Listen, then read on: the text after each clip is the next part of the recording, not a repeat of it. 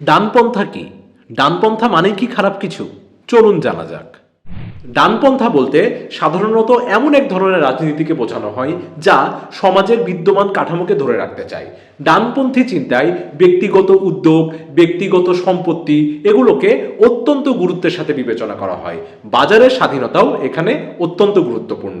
ধনী শ্রেণী, বড় ব্যবসা বা কর্পোরেট প্রতিষ্ঠানের উপরে রাষ্ট্রের নিয়ন্ত্রণ কম থাকা উচিত, এই রকম একটা ধারণা ডানপন্থী ব্যবস্থায় দেখা যায়। অন্যদিকে শ্রমিকের অধিকার, সামাজিক নিরাপত্তা বা রাষ্ট্রের কল্যাণমূলক কাজগুলোকে অপ্রয়োজনীয় বোঝা হিসাবে দেখার একটা প্রবণতা ডানপন্থী রাজনীতিতে দেখা যায়।